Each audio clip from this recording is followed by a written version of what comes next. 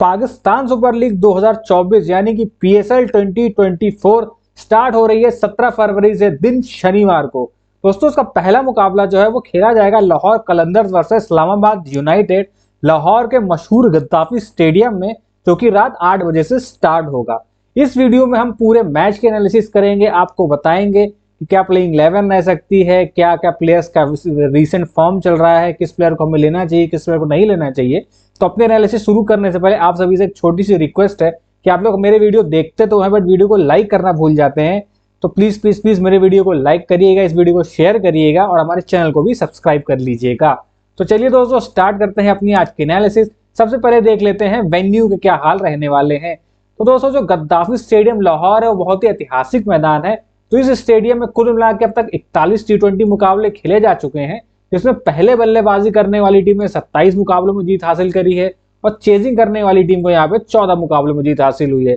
यानी कि देखा जाए तो ये एक बेहतरीन चेजिंग विकेट नहीं है, यहाँ पे बड़े बड़े टारगेट सेट होते हैं और टीमें मैच जीत जाती हैं। यहाँ पे टाई कोई मुकाबला नहीं हुआ है। और अगर मैं एवरेज स्कोर की बात करूं दोस्तों, तो एवरेज स्कोर जो है वो है यहाँ पे 176 रन। हाईएस्ट टोटल की अगर यहाँ पे बात की जाए तो वो है 245 रन 3 विकेटों के नुकसान पे, और अगर मैं लोवेस्ट टोटल की बात करूं तो वो है मात्र 76 रन 10 विकेटों के नुकसान पे। अब दोस्तों देख लेते हैं स्कोरिंग पैटर्न यहाँ पे क्या रहता है। 150 से कम यहाँ पे 7 मुकाबलों में बना है, वहीं 150 से 170 के बीच 9 मुकाबलों में बना है, और 190 प्लस स्कोर दोस्तों यहाँ पर 12 बार बना हुआ है। ये है दोस्तों पिक की गद्दाफी स्टेडियम कैसा दिखाई देता है। एरियल शॉट आप देख लीजिए ड्रोन का कि आसपास सिटी बसी हुई है और उसके ठीक सेंटर में गद्दाफी स्टेडियम है, और अंदर से देखिए कितना शानदार खूबसूरत स्टेडियम दिखाई देता है। आगे बढ़ते हैं और देख लेते हैं दोस्तों इस्लामाबाद यूनाइटेड और लाहौर कलंदर्स के बीच हेड टू हेड क्या सिचुएशन है। दोनों टीमों ने कुल मिला के पीएसएल में अब तक 17 मुकाबले खेले हैं, जिसमें 8 मुकाबलों में लाहौर कलंदर्स को जीत मिली है और वहीं 9 मुकाबलों में इस्लामाबाद यूनाइटेड ने जीत दर्ज की है। यानी देखा जाए हेड टू हेड में दोनों टीमें नेक टू नेक चल रही हैं, और इस साल की फेवरेट 3 टीम में से ये दोनों टीम है लाहौर कलंदर्स, इस्लामाबाद यूनाइटेड और मुल्तान सुल्तान। ये तीनों स्टार्टिंग फेवरेट्स माने जा रहे हैं। अब दोस्तों अगर मैं रीसेंट फॉर्म की बात करूं, स्टार्ट करेंगे हम लाहौर कलंदर्स से। तो लाहौर कलंदर का रीसेंट फॉर्म बहुत ही शानदार है। खेले गए अपने पिछले 5 T20 मुकाबलों में से 3 में इन्होंने जीत हासिल करी है और 2 मुकाबलों में इनको हार का सामना करना पड़ा है। वहीं अगर मैं दोस्तों इस्लामाबाद यूनाइटेड्स की बात करूं, तो खेले गए अपने 5 मुकाबलों में से इस्लामाबाद यूनाइटेड्स को 3 मुकाबलों में बैक टू बैक हार का सामना करना पड़ा है, और वहीं 2 मुकाबलों में इन्होंने जीत हासिल करी है। तो ये तो पिछले साल के मतलब जो मैचेस हुए थे उसके बिना पे है। अब नया सीजन है, नया आगाज है, देखते हैं टीमों की क्या सिचुएशन रहती है, क्या किस्मत रहती है, क्या परफॉर्मेंसेस रहती है। ये तो मैच देखने के बाद ही हमको पता चलेगा। आगे बात करते हैं दोस्तों पिच की। तो गद्दाफी स्टेडियम लाहौर की जो पिच है ना, ये दुनिया की सबसे पाटा विकेटों में से एक है। एकदम पाटा, आप मान लो कि जैसे रोड पे मैच हो रहा हो। ये बल्लेबाजी के लिए एक बेहतरीन विकेट है, और गेंदबाजों को यहाँ पे बिल्कुल ही मदद नहीं मिली। थोड़ी बहुत जो मदद मिलती है कभी कभार पेसर्स को मिल जाती है, कभी दोपहर का अगर मैच हुआ तो थोड़ा स्पिनर्स गेम में आ जाते हैं। अदरवाइज बैट्समैनों के लिए ये पिच जन्नत है, और यहाँ पे खासकर जो लोकल जो बॉयज होते हैं वो तो पाकिस्तान के जो प्लेयर्स है वो तो परफॉर्म करते हैं, पर जो फॉरेन प्लेयर्स खेलने आते हैं ना उनको बिल्कुल भी तकलीफ नहीं होती है, और अंधाधुन बल्लेबाजी करते हैं और बड़े बड़े स्कोर बनाते हैं। आप ये मानो सबसे पाटा विकेट अगर कोई आपको मिलती है तो गद्दाफी स्टेडियम की मिलेगी। मस्त बैटिंग विकेट मिलता है। आइए पहले टॉस जीतिए, बैटिंग करिए, लंबा टारगेट बनाइए, सामने वाली टीम को प्रेशर में डालिए और थोड़ी सी अच्छी बॉलिंग करिए और मैच जीत के ले जाइए। तो ये था दोस्तों पिच रिपोर्ट। आगे बात कर लेते हैं हम रीसेंट मैचेस की इस वेन्यू पर जो पीएसएल के हुए हैं लास्ट पिछले साल में। तो एक मुकाबला यहाँ खेला गया था लाहौर कलंदर्स और मुल्तान सुल्तान के बीच में, जिसमें लाहौर कलंदर्स ने पहले बल्लेबाजी करते हुए 200 रन बनाए थे 6 विकेटों के नुकसान पे, और मुल्तान सुल्तान इस टारगेट को चेस नहीं कर पाया था। बहुत कम मार्जिन से मैच हरा था, 199 रन वो बना पाया था 8 विकेटों के नुकसान पे। इस मुकाबले में दोस्तों पेसर्स ने 7 विकेटें ली थी और स्पिनर्स को वही 6 विकेटें हासिल हुई थी। अमूमन स्पिनर्स को यहाँ विकेटें मिलती नहीं है, बट इस मुकाबले में मिल गई होंगी। अगला जो मुकाबला खेला गया था वो खेला गया था पेशावर जल्मी और लाहौर कलंदर्स के बीच में, जिसमें पेशावर जल्मी ने पहले बल्लेबाजी करते हुए 171 रन बनाए थे 5 विकेटों के नुकसान पे, और लाहौर कलंदर्स ने इसको आसानी से चेस कर लिया था और 176 रन बना दिए 6 विकेटों के नुकसान पे। दोस्तों इस पूरे मुकाबले में 8 विकेटें गिरी थी। इस पूरे मुकाबले में पेसर्स ने 8 विकेटें ली थी और स्पिनर्स को यहाँ पे 2 विकेटें हासिल हुई थी।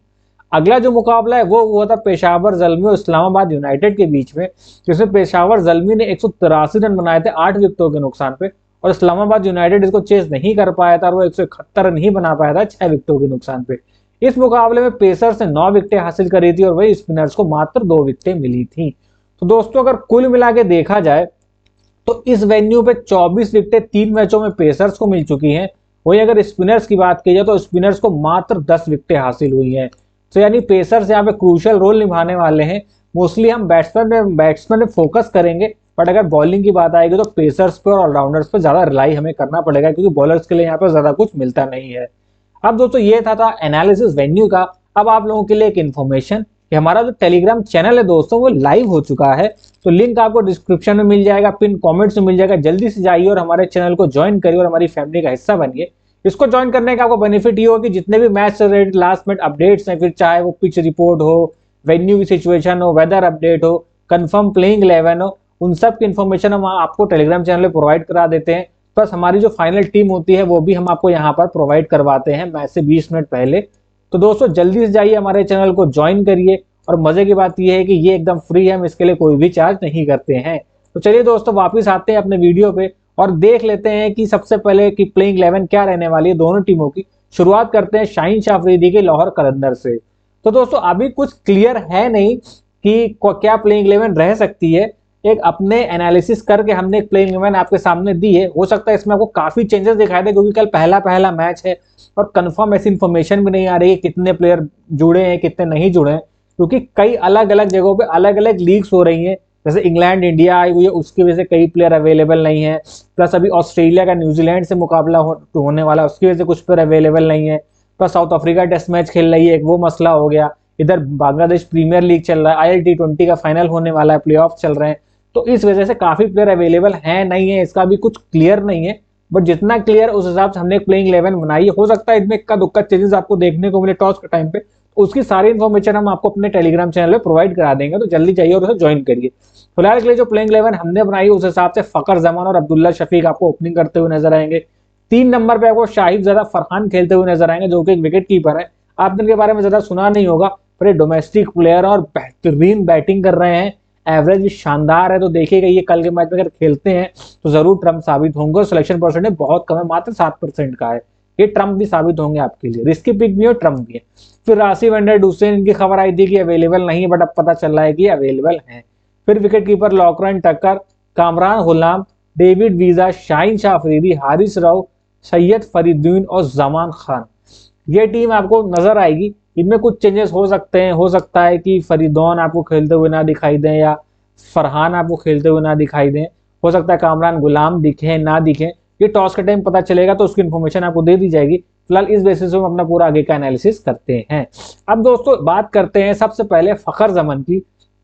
तो इस टीम के लिए जो सबसे ज्यादा बड़े मतलब बोलते क्या है कि ट्रम्प होते हैं इस टीम के लिए, मेन प्लेयर जो है जिनके अराउंड पूरी बैटिंग इनकी घूमती है, वो है फखर जमान। क्योंकि हम सभी जानते हैं कि लाहौर कलंदर्स बैटिंग का एक सॉलिड बॉलिंग यूनिट के साथ आती है, जिसकी वजह से डोमिनेट करती है PSL में।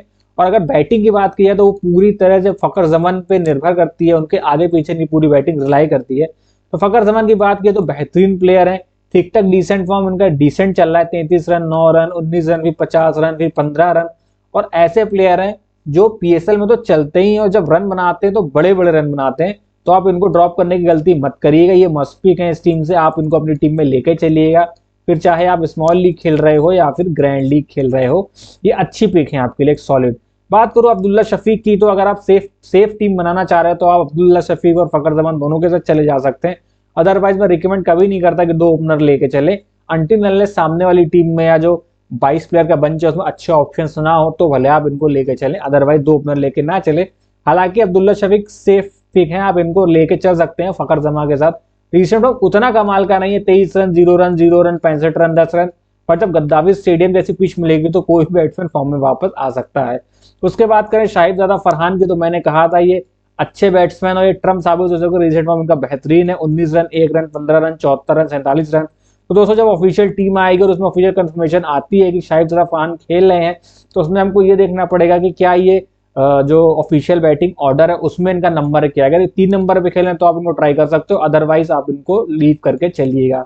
उसके बाद नंबर आता है राशिद वंडर डुसेन का। अगर ये खेल रहे हैं और साउथ अफ्रीका T20 लीग में उन्होंने ओपनिंग करी थी तो क्या शानदार परफॉर्मेंस दी थी। ये प्योर टॉप ऑर्डर बैट्समैन है, और अगर इस लाइनअप में ये टॉप ऑर्डर में खेलते हुए आपको नजर आता है टॉप 3 में, तो बिल्कुल ये बेहतरीन पिक है एसएल के लिए और जीएल के लिए, दोनों के लिए पिक तो ये बेहतरीन है। आप इनको टीम में रख के चलिएगा, ड्रॉप करने की गलती मत करिएगा, खासकर स्मॉल लीग में। बट अगर ये टॉप 3 में खेल रहे हैं तो आप इनको कैप्टन वाइस कैप्टन भी बना के चल सकते हैं। बात करूं मैं लोगरन टकर की टीम के साथ जुड़ चुके हैं विकेट कीपर बैट्समैन है आयरलैंड के, और उतना खास इनका रिसेंट परफॉर्मेंस है नहीं। 8 रन, 12 रन, 21 रन, 38 रन, फिर 8 रन। तो मैं इनको रिकमेंड नहीं करूंगा आप इनको अपनी टीम में लें, खासकर स्मॉल लीग में तो आप बिल्कुल मत लें। जेल में आप इनको ट्राई कर सकते हैं। वही बात है कामरान गुलाम की, तो भाई गदर फॉर्म में सिलेक्शन परसेंटेज कम है, ज्यादा लोग इनके बारे में उतना जानते नहीं है। रिसेंट फॉर्म बेहतरीन है, 12 रन, 4 रन, 69 रन, 1 विकेट, फिर 87 रन, फिर 67 रन। तो आप इनको लेके अपनी टीम में बिल्कुल चल सकते हैं एज अ ट्रम्प। थोड़ा सा रिस्क है, बट स्मॉल लीग में अगर आप इनको लेते हैं तो थोड़े से रिस्की है, बट जीएल में आपके लिए अच्छी पिक हो सकते हैं। तो स्मॉल लीग में इतना रिस्क तो आप ले ही सकते हैं। भाई बात करूं मैं डेविड विजय की, तो इनको बिल्कुल ड्रॉप करके चलिएगा। साउथ अफ्रीका टी20 लीग में बिल्कुल भी परफॉर्म नहीं कर पाए थे, ना बैट से ना बॉल से। प्लस गद्दाफी स्टेडियम है तो वहां बॉल से तो उनका परफॉर्मेंस उतना अच्छा आने वाला नहीं है, और बैट से भी उतने खासे रन इनके निकले नहीं है। रिसेंट फॉर्म देख लो तो 0 विकेट, 0 विकेट, 9 रन, फिर 0 विकेट, बहुत टाइम से ही विकेटलेस जा रहे हैं। वही बात करें शाहीन शाह अफरीदी की, तो बॉलिंग में इनसे बेटर कोई ऑप्शन है नहीं। उतनी तगड़ी मतलब फॉर्म नहीं है जो एक टाइम में शाहीन शाह अफरीदी की हुआ करती थी, बट उतनी खराब भी नहीं है। और इनको ड्रॉप करने की गलती बिल्कुल मत करिए, खासकर तब जब सामने वाली टीम में ओपनिंग करने एलेक्स हेल्स और कॉलिन मुनरो आए तो 2 विकेट है, 0 विकेट है, 1 विकेट, 0 विकेट, 3 विकेट, तो डिसेंट फॉर्म है, आप इनको अपनी टीम में बिल्कुल ट्राई कर सकते हैं। अब दोस्तों आगे चलते हैं और बात करते हैं हारिस रऊफ की। हालांकि इनका सेंट्रल कॉन्ट्रैक्ट पाकिस्तान ने क्या बोलते हैं टर्मिनेट कर दिया है, और काफी उसमें खबरों में भी रिसेंटली रहे हैं। तो मुझे लगता है खुद को साबित करने का इतना अच्छा मौका नहीं है, और रिसेंट फॉर्म इनका कमाल का है, बीवीएल भी इनका अच्छा ही गया था। तो रिसेंट फॉर्म देख लीजिए, 0 विकेट, फिर 2 विकेट, 3 विकेट, 2 विकेट, 3 विकेट, तो ये इस टीम से मस्पिक होने वाले हैं। उसके बाद बात करें सैयद फरीदुद्दीन की, तो नए बॉलर है, अंडर 19 के बॉलर है, अभी कुछ खास नहीं, और ये चाइना मैन बॉलर है आई गेस, और शायद बीबीएल में उन्होंने एक मैच खेला था उसमें विकेटलेस गए थे, ज्यादा लोग इनके बारे में जानते नहीं है। अगर खेलते हैं तो आप इनको ग्रैंड लीग में ट्राई कर सकते हैं, बाकी स्मॉल लीग में तो इनको लेना बहुत बड़ा रिस्क हो जाएगा। फिर बात करूं मैं जमान खान के, तो बेहतरीन बॉलर है, मलिंगा टाइप स्लिंगी से इनका एक्शन है, डेथ बॉलिंग स्पेशलिस्ट है, तो आप इनको लेकर चल सकते हैं। तो यानी हारिस रऊफ, शाहीन शाह अफरीदी, जमान खान, 3 बॉलर आप अपने साथ लेके चल सकते हैं। 1 wicket, 0 wicket, 1 wicket, 2 wicket, 3 wicket है, तो बेहतरीन बॉलर है। दोस्तों ये था पूरा एनालिसिस लाहौर कलंदर्स का। अब आगे चलते हैं और देख लेते हैं कि इस्लामाबाद यूनाइटेड की प्लेइंग 11 दोस्तों क्या रहने वाली है।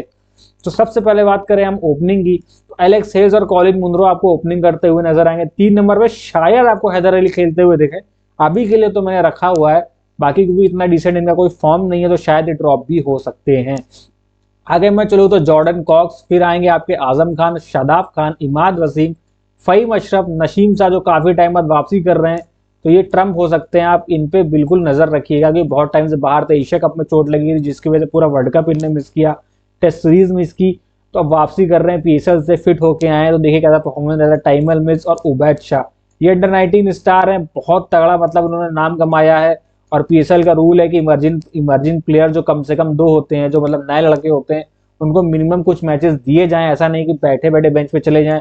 तो उस रूल के चलते उनको खिलाना तो है ही, और हो सकता है कि शादाब खान पहले ही मैच में उनको ट्राई कर लें, क्योंकि बेहतरीन फॉर्म से आ रहे हैं। अंडर 19 वर्ल्ड कप भी रिसेंटली खत्म हुआ है, उसमें उनकी परफॉर्मेंस कमाल की रही है। अब एक एक करके दोस्तों एनालिसिस करते हैं इस्लामाबाद यूनाइटेड के प्लेयर्स का। तो अगर मैं एलेक्स हेल्स की बात करूं तो भाई बेहतरीन प्लेयर है, और इनका रिसेंट फॉर्म भी अच्छा है, 22 run, 60 run, 21 run, 66 run, 6 run. हालांकि बीबीएल उतना अच्छा नहीं किया था, बट आईएल टी20 लीग में उन्होंने अच्छा परफॉर्मेंस किया है, तो आप इस्लामाबाद यूनाइटेड में ओपनिंग के तौर पर इनको ले सकते हैं। फिर बात आती है कॉलिन मुंडो की, तो साउथ अफ्रीका टी20 लीग इनका उतना अच्छा गया नहीं था, 27 run, 6 run, 7 run, 51 run, 16 run. तो आप कॉलिन मुनरो और एलेक्स हेज में से किसी एक को अपनी टीम में लेकर चल सकते हैं। अगर अब मैं जीएल की बात करूं तो जीएल में दोस्तों अल्टरनेट लेके आप एक एक टीम में इनको चल सकते हो। अगर मैं स्मॉल लीग की बात करूं तो स्टार्ट आप एलेक्स हेज से करिएगा, वो ज्यादा सेफ ऑप्शन रहते हैं। आगे बात करूं दोस्तों हैदर अली के, तो रिसेंट में बिल्कुल अच्छा नहीं है, स्टार्ट इन्होंने जितना बढ़िया किया था, लेकिन इनका डाउनफॉल सा हो रहा है, तो उतने अच्छे फॉर्म में नहीं है। तो अगर आप जीएल में ट्राई करना चाहें तो कर सकते हो, बट स्मॉल लीग में पहला मैच तो एटलीस्ट देख लीजिए कि बड़ा रिस्क हो सकता है इनको लेना। तो मैं तो नहीं कहूंगा कि आप इनको अपनी टीम में लेके चले, बाकी आप रिस्क लेना चाहते हैं ले सकते हैं। रिसेंट में कुछ खास है नहीं, 2 run, 6 run, 16 run, 23 run, 6 run. तो एक तरह से समझ लीजिए कि ये पीएसएल इनको खुद को रीस्टैब्लिश करने के लिए है। तो देखते हैं कैसा परफॉर्म करते हैं, अगर अच्छा परफॉर्म करेंगे तो ऑटोमेटिक अपनी टीम में रखेंगे। बात करें दोस्तों जॉर्डन कॉक्स की, तो ठीक ठाक प्लेयर है, पर रिसेंट में कुछ खास नहीं है, 2 run, 1 run, 57 run, 2 run, 0 run. तो डिपेंड करता है बैटिंग ऑर्डर के, अगर 3 नंबर पे खेलते हैं तो अच्छे पिक बनते हैं, अदरवाइज आप इनको मत लीजिएगा। बात करो दोस्तों आजम खान की, तो आजम खान मस्त पिक है इस टीम से, इनको बिल्कुल भी ड्रॉप मत करिएगा। ये ऐसा प्लेयर है कि फॉर्म में आता है, देखो 30 गेंद में 70-80 रन बना के दे। साथ ही साथ टीम इनको एज अ फ्लोटर यूज करती है, क्योंकि स्पिन के बहुत बेहतरीन प्लेयर हैं। तो हो सकता है कभी इनको जल्दी खेलने को मिल जाए, कभी 12 ओवर में आ जाए। मोस्टली इनको तब भेजा जाता है जब सामने वाली टीम की विकेटें गिरी हों और सामने स्पिन बॉलिंग कर रहे हो। स्पिन को तगड़ा खेलते हैं, ये मोइन खान के बेटे हैं और बहुत अच्छे प्लेयर है। रिसेंट फॉर्म भी अच्छा है, 19 रन, एक हाफ सेंचुरी आई है, फिर एक में डक पे आउट हुए, फिर 20 रन, फिर 35 रन। तो ठीक ठाक परफॉर्मेंस देके जाते हो, प्रॉपर विकेट कीपर है तो विकेट कीपिंग से भी आपको पॉइंट्स देखे जाएंगे। फिर बात करोगे तो शादाब खान की, तो इनको बिल्कुल ड्रॉप मत करिएगा, क्योंकि इस टीम के कैप्टन है और लास्ट सीजन भी हमने देखा था कि शादाब खान ने खुद को ऊपर प्रमोट किया और बैटिंग से अच्छी परफॉर्मेंसेस दी थी। हालांकि अभी के लिए रिजल्ट उतना अच्छा नहीं है, 11 रन 0 विकेट, फिर 0 विकेट, कोई विकेट नहीं। बट पीएसएल में तगड़े होते हैं, अच्छा परफॉर्म करते हैं, तो पीएसएल में उनको ड्रॉप करने की गलती मत करिएगा। मतलब ड्रॉप बोलूं या फिर मैं बोलूं हल्के में लेने की गलती बिल्कुल भी मत करिएगा। अगला जो नंबर है दोस्तों वो है इमाद वसीम। हालांकि पाकिस्तान क्रिकेट से संन्यास ले लिया अब इन्होंने, मतलब जो भी उनका मसला रहा हो, बट प्लेयर हमेशा से कमाल कर रहे हैं, हमेशा से परफॉर्म किया है और अभी लीग्स खेलने उनमें भी अच्छा परफॉर्मेंस दे के ये आ रहे हैं। तो इमाद वसीम को ड्रॉप करने की गलती मत करिएगा। 4 रन 1 विकेट है, 4 रन 2 विकेट, फिर 1 विकेट, फिर 10 रन 2 विकेटें। ताबड़तोड़ बैटिंग करना जानते हैं, गियर शिफ्ट करना जानते हैं, तो बल्ले से, बॉलिंग से, फील्डिंग से सबको आपको पॉइंट देके जाएंगे। बात करूं मैं फ़हीम अशरफ की, तो फ़हीम अशरफ का रिसेंट फॉर्म अच्छा है, 13 run 2 wicket, 32 run 3 wicket, 0 wicket, 15 run 3 wicket. But फिर भी अभी के लिए मैं बोलूंगा कि अब स्मॉल लीग में इनको ट्राई मत करिएगा, बाकी जीएल में आप इनको ट्राई कर सकते हैं और इनके साथ जा सकते हैं। या फिर अगर आपको फ़हीम अशरफ को टीम में रखना है तो फिर इमाद वसीम और शादाब खान में से किसी एक को ड्रॉप करके चलिएगा, तीनों को लेके मत चलिएगा मैं तो बोलूंगा, क्योंकि मुझे नहीं लगता कि इनमें सब बैट्समैन तो ठीक है, बट फ़हीम अशरफ पूरे 4 ओवर डालेंगे, कटेंगे ओवर किसी न किसी के। इमाद और फ़हीम में से तो किसी न किसी के ओवर जरूर कटने वाले हैं। बात करूं नसीम शाह की, तो दोस्तों इंजरी से वापसी कर रहे हैं और ये मस्ट पिक बनते हैं, क्योंकि बेहतरीन प्लेयर और इस वेन्यू पे इनका स्टैट भी अच्छा है, तो आप इनको बिल्कुल लेके चलिएगा। मैं अगर बात करूं रिसेंट फॉर्म की, तो 1 विकेट, 1 विकेट, 2 विकेट, 1 विकेट है, अच्छे पिक है, अच्छे बॉलर हैं, आप इनको लेके चलिएगा।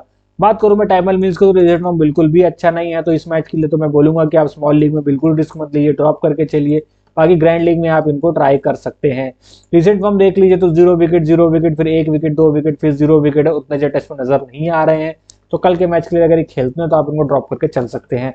बात करूं मैं उबैद शाह की, अगर ये खेलते हैं तो इनको बिल्कुल अपनी टीम में लेके चलिएगा। ज्यादा लोगों ने इनको खेला नहीं है, जानते नहीं है, और सिलेक्शन परसेंटेज भी इनका काफी कम रहने वाला है। अगर ये खेलते हैं तो आप इनको अपनी टीम में नसीम शाह के साथ लेके चल सकते हैं। 1 wicket, 5 wicket, 3 wicket, 3 wicket, 2 wicket, तो अंडर 19 वर्ल्ड कप में धमाल मचा दिया था।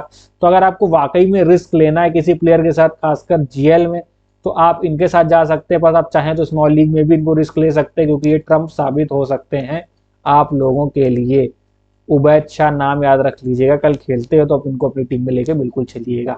तो दोस्तों ये था दोनों टीमों का एनालिसिस, मैंने आपको बता दिया कौन से प्लेयर हैं किस में नहीं है। बाकी इन टीमों में काफी चेंजेस देखने को मिलेगा, क्योंकि मैंने बोला ना क्लैरिटी ऑफ थॉट अभी है नहीं, कौन से प्लेयर अवेलेबल है कौन से नहीं अवेलेबल है। जैसे सिकंदर रजा का भी कुछ कंफर्म नहीं बना, सिकंदर रजा से बेहतरीन चॉइस क्या हो सकती है, जो परफॉर्मेंस उन्होंने श्रीलंका के खिलाफ भी IL T20 में लगातार दे रहे हैं। तो इस वजह से अब जब कल प्लेइंग 11 आएगी तब क्लियर हो जाएगा, तो उसकी सारी अपडेट मैं आपको हमारे टेलीग्राम चैनल पे दे दूंगा, तो आप हमारे टेलीग्राम चैनल को ज्वाइन कर लीजिएगा और दोस्तों वीडियो को जरूर से जरूर लाइक कर दीजिएगा। आगे बढ़ते और वेन्यू के स्टैट देख लेते हैं कुछ प्लेयर्स के। तो टॉप बैटर्स इस वेन्यू पे जो है वो है भानुका राजपक्षे, 5 मैचेस उन्होंने खेले हैं, 32.2 की उनकी एवरेज है और 46.36 का स्ट्राइक रेट है। कंफर्म नहीं है खेलेंगे कि नहीं खेलेंगे, अगर ये खेलते हैं तो मैं जरूर इनको अपनी टीम में जगह दूंगा। वही बात करूँ कॉलिन मुनरो की, तो 5 मैचेस में 32.2 का एवरेज है और 136.44 की इनकी स्ट्राइक रेट है। और एलेक्स हेल्स का भी देखे 5 मैचेस में 28.2 की एवरेज और 150 का स्ट्राइक रेट है। तो मैंने बोला ना इन दोनों में से किसी एक को लेकर अपनी टीम में आप चल सकते हैं, अगर आप स्मॉल लीग खेल रहे हैं। बट जीएल खेल रहे हैं तो आप इन दोनों को लेकर रिस्क भी ले सकते हैं।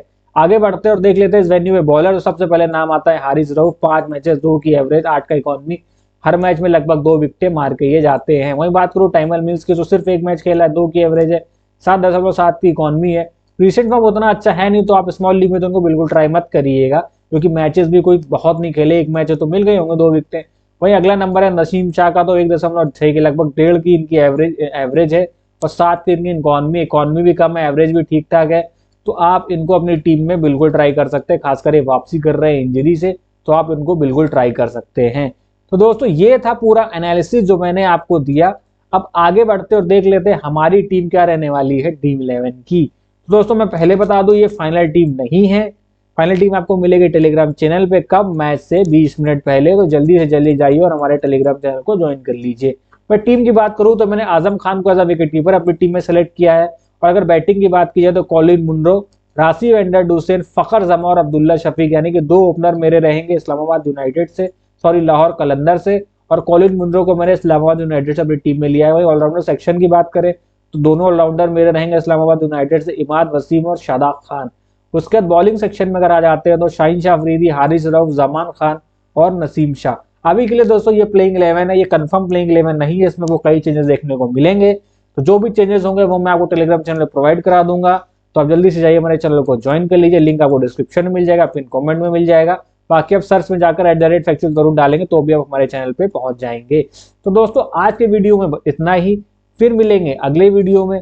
तब तक के लिए नमस्कार, जय हिंद, बाय बाय। और हाँ दोस्तों, अगर आपने अभी तक हमारे चैनल को सब्सक्राइब नहीं किया तो हमारे चैनल को सब्सक्राइब कर लीजिएगा, वीडियो को लाइक नहीं किया तो वीडियो को लाइक कर दीजिएगा और इस वीडियो को ज्यादा से ज्यादा फैंटेसी वर्ड्स के साथ शेयर कर दीजिएगा। मैं उम्मीद करूंगा कि आपको मेरा ये एनालिसिस पसंद आया होगा। Bye bye.